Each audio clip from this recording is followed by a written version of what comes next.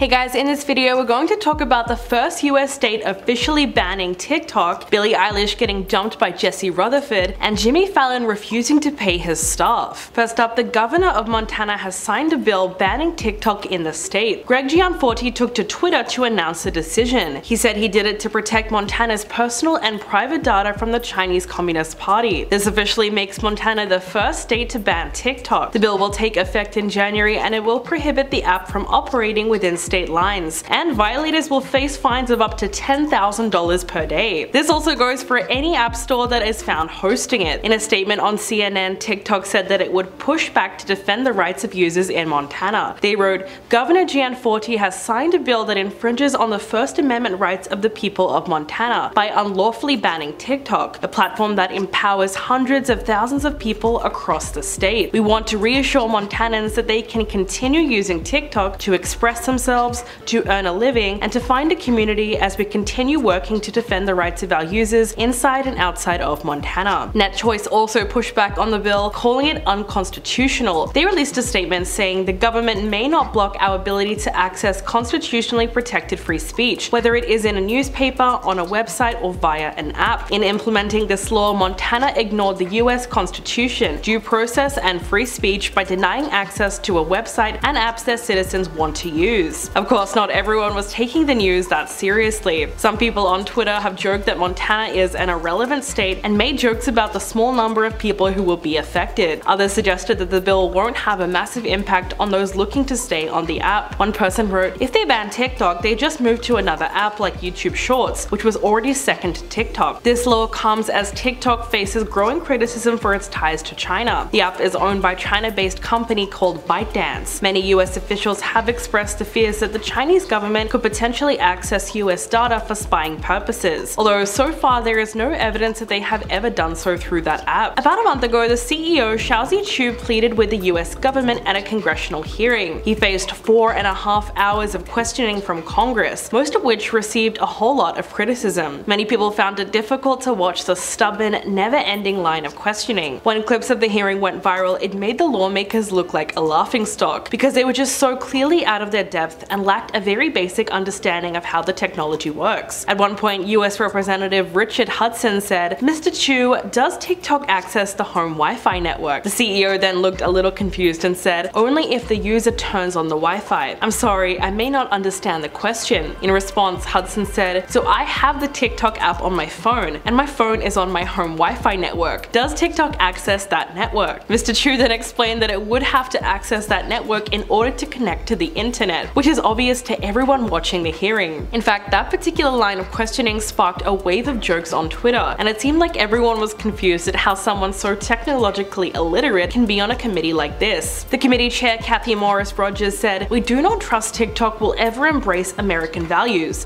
for freedom, human rights, and innovation. TikTok has repeatedly chosen the path for more control, more surveillance, and more manipulation. Your platform should be banned." In response, the CEO emphasized that there has never been any evidence of the Chinese government accessing TikTok user data. He said that countries that have banned the app on government devices have done that based on hypothetical risks only. When he was asked if ByteDance has ever spied on American citizens, he responded by saying, "I don't think that spying is the right way to describe it." Lawmakers pushed and pushed him for hours, but by the end of it, they were just not satisfied with his responses. And so it looks like they held up their conviction that TikTok was a tool that could be exploited by the CCP. Alright, now let's talk about Billie Eilish breaking up with Jesse Rutherford. Billie's rep spoke to Page 6 and said, "We can confirm that Billie and Jesse did split amicably and remain good friends. All cheating rumors are false. Both are currently single." To some, this does come as a surprise, seeing that they haven't been seen together since Coachella in April. Billie then attended the Met Gala in May without Jesse by her side. Later that night, she was seen getting cozy with actress Ava Capri, who is queer, though her boyfriend was nowhere in sight. So far, news of their breakup has been going across Twitter, and it's very easy to tell how fans feel about it. People wrote things like, "Thank God for that, she deserves so much better," and "Keep that old man away from her." When Jesse and Billie became an item in mid-October, everyone was kind of shocked. They were spotted holding hands at Halloween Horror Nights. Days later, they were photographed publicly making out outside of a popular restaurant in LA. Concerns were raised almost immediately around their 11-year age gap. This feeling got worse when photos were leaked of their couple's Halloween costume. Billie dressed up as a baby and Jesse Jesse went as an old man. So it's easy to see why a lot of people felt grossed out by that, because it plays right into the creepy stuff. A few months later, things got even worse when it was reported that Billie and Jesse have known each other since 2017, when she was 15 and he was 26. The fact that she was a big fan of his didn't sit right with a lot of people either, considering how easily she could have been influenced by someone that she considered to be her favorite artist. This new information really called into question the idea of what's appropriate and what's not in an age gap relationship. In November, she did her annual interview with Vanity Fair, which clearly hasn't aged well. She had been dating Jesse for 1 or 2 months by that point, and she could not stop gushing about him. She said, "Yeah, I do have a boyfriend now, and it's really cool, and I'm really excited, and I'm really happy about it." She also said that her love language is physical touch, and she values her freedom in a relationship because she doesn't want to be controlled. When talking about Jesse, she said, "I managed to get myself to a point in my life where I not only was known by a person that I thought was the hottest guy alive, but I pulled him," as though dating Jesse was such a big achievement. She then said, "Can we just get a round of applause for me?" So at this point, she had already heard a lot of the judgment surrounding their relationship, which she also addressed in that interview. Billie said, "Say what you need to say, but I am in control right now. I did this." Even though she seemed to be very pleased with their romance, the comments under that video were vicious. People called her delusional and manic. Now, a lot of them are revisiting that interview since the breakup, and they're basically rubbing it in. Someone wrote, "I knew that this would age like milk. I cannot believe she did not anticipate this being embarrassing one day." Another person said, "This is one of those things you say on half-priced margarita night with your girls, not in front of millions of people." Some of them even roasted Jesse's looks and joked about the fact that Billie had no competition because no one else was lining up to date him. So far, the reaction to their breakup is pretty much one big "I told you so." Although looking back on their relationship, it wasn't all bad. They did have their fair share of iconic fashion moments, like when they made their debut as a couple in Gucci pajamas. They were wrapped in a giant blanket and accessorized the look with an eye mask and slippers. Billie wore a crop top and a long skirt with a lace trim slit and a long robe that was all monogrammed in Gucci's signature house print. As for Jesse, he wore a silky loungewear set including a button-up shirt and trousers, and he finished off with a pair of Gucci house slippers. The PJs were definitely a surprise given the formality of the gala. Then a few days after her birthday, Jesse attended a Christmas themed party where they wore matching outfits. Billie wore a Mrs. Claus inspired red velvet dress, and he wore a red sweater over a whole button down with green slacks. Then in March, they were seen at the Vanity Fair Oscars after party together. Again, they looked super stylish and coordinated. She wore a sweeping black gown while he wore a black suit with a flower pin to his lapel, and he wore a kind of clown makeup with a painted red nose and blue tear streaks. So even though these two have parted ways, at least we can look back on their red carpet moments and say that they had some pretty good style. So what did you think about their breakup, and did you see it coming? Let me know in the comments below. And now Jimmy Fallon has come under fire for some seriously scummy behavior. The late night host has turned against his staff amid the WGA strike. It was reported that his non-writing staff has been placed on unpaid leave of absence, with an anonymous source claiming it felt a little like a classic layoff. On Monday night, staff has received emails from HR, and the next day they were told that that would be their last paid week. Sarah Kobos, a photo coordinator at The Tonight Show, was already tweeting about the issue, and she said that she heard that folks at Late Night with Seth Meyers and The Late Show with Stephen Colbert will continue to be paid. In an email to the AV Club, she said that she stands fully in solidarity with the WGA, but she noted how unfortunate it is when a company like Comcast continues to disregard the people who make NBC's entertainment. She said, "Strikes are supposed to be disruptive. A win for them is a win for everyone in the industry. I think we all just had hopes that NBC, an incredibly rich company due in large part to the talent it employs, would do right by us. Instead, they are putting us on what they call an unpaid leave and expecting everyone to just hold tight." It's really interesting to see that Jimmy Fallon has allowed this to happen, because just 2 weeks ago, hours before the strike was announced, he pledged support for his whole staff while walking the red carpet. He spoke to Variety and said, "I wouldn't have a show if it wasn't for my writers. I support them all the way. I support my whole staff." That's the kind of thing that sounds great, but obviously he didn't intend to follow through. His behavior looks especially bad considering the fact that other late night hosts like Seth Meyers, Jimmy Kimmel, and Stephen Colbert